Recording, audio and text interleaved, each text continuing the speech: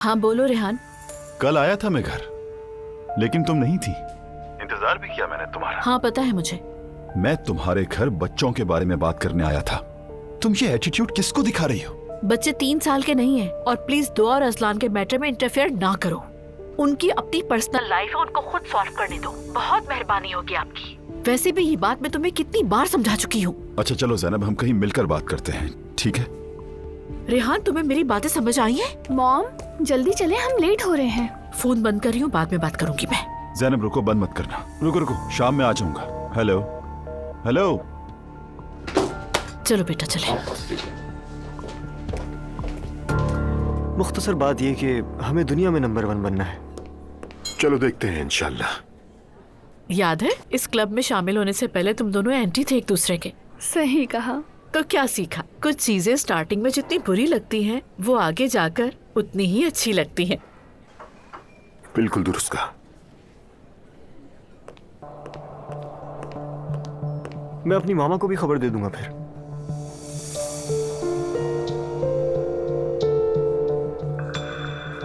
घर जाके दे देना बेटा। तुम्हारे मामा पापा सेपरेट नहीं है क्या? बिल्कुल है, यानी काफी अरसे से अलहदा है, बस तलाक नहीं हो सकी ये कहो।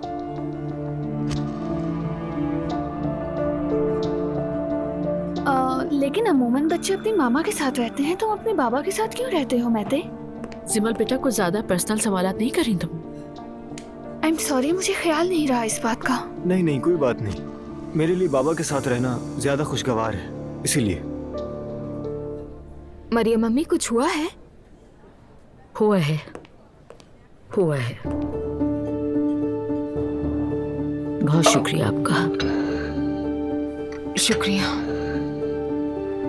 Thank you. तुम्हारे बाबा की मंगेतर आई थी आज मेरे पास। ईमान? बिल्कुल।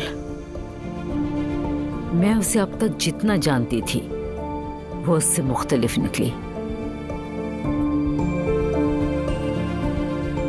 ना ही वो नमाज पढ़ती है और ना ही कोई हिजाब करती है। जबरदस्ती की थी तुम्हारे बाबा ने, इसीलिए उसने ये दिखावा किया। तो मुझे लगा कि वो मुख्तलिफ है, लेकिन आज सब कुछ सामने आ गया।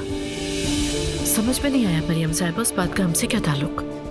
क्योंकि आप लोग भी जानते थे कि वो ऐसी है, लेकिन बताया नहीं।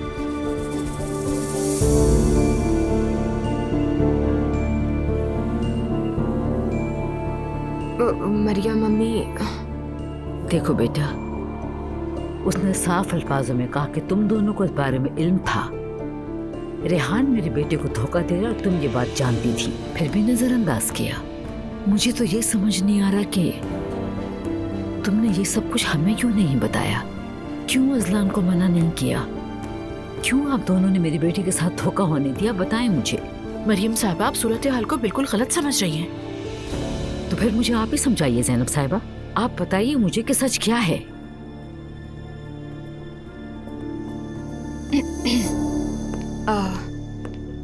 जब मैंने ईमान को पहली बार देखा तो वो पर्दा नहीं करती थी, ये दुरुस्त है। फिर जब मैंने उन्हें दोबारा देखा तो मैं भी हैरान रह गई। मैंने बाबा से पूछा, उन्होंने कहा कि बाद में पर्दा शुरू किया है। मैंने ज्यादा सवालात नहीं किए और मेरा पूछना बनता भी नहीं था। लेकिन ये कोई नॉर्मल बात तो नहीं है, तुम्हें शक क्यों नहीं हुआ? मैंने अजलान को कई बार कहा कि मेरे बाबा के साथ बिजनेस ना करे, मगर उसने एक नहीं सुनी। और मेरे बाबा ऐसे नहीं है कि किसी को धोखा दे। लेकिन उनके मंगेतर तो यही कह रही हैं। उन्होंने कहा कि हर चीज प्लान के मुताबिक है। यकीन करें, मैं समझ नहीं पाई वो ऐसा क्यों कर रही हैं, यानी ऐसी बातें क्यों कर रही हैं वो। मैं तो बिल्कुल भी नहीं समझ पा रही इस पूरे मामले को। उनके दरमियान इख्तिलाफात हो गए होंगे। तुम अपने फादर से पूछ लो ये बात। वैसे आपको क्या लगता है, आपके साबिक शौहर हैं, आपसे बेहतर तो कोई नहीं जान सकता उन्हें। और आपने अजलान को क्यों मना नहीं किया इस काम से? एग्जैक्टली मरियम साहिबा, मैंने ज्यादा तवज्जो नहीं दी इस बात पे। तवज्जो देनी चाहिए थी आपको, क्योंकि मामला सिर्फ मेरे बेटे का नहीं, आपके दामाद का भी है। झूठ का साथ दिया आप लोगों ने।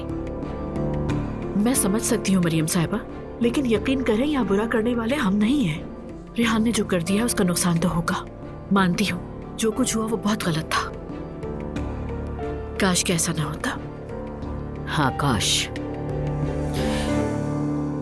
आप खबरदार कर देती तो ऐसा ना होता।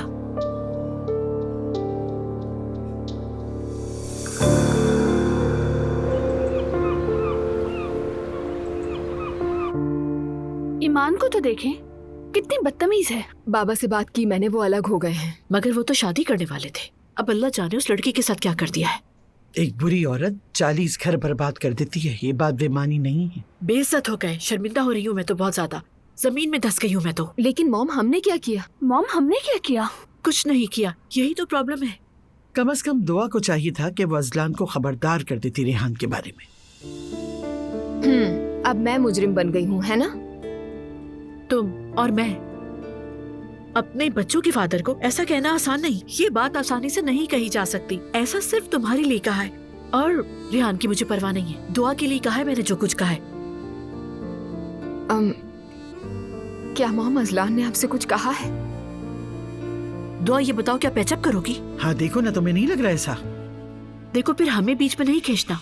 अपना डिसीजन लो क्योंकि जिंदगी तुम्हें गुजारनी है। मॉम ये दोनों मोहब्बत करते हैं, जुदा नहीं हो सकते। हाँ बहुत मोहब्बत करते हैं और इसी मोहब्बत की वजह से आज तुम यहाँ हो। दुआ बेटी, पता नहीं, मैं अजलान से बहुत मोहब्बत करती हूँ मगर घर वापस नहीं जाना चाहती मैं उसके साथ। दुआ फॉर गॉड से अच्छी तरह सोचो, उसके बाद डिसीजन लेना।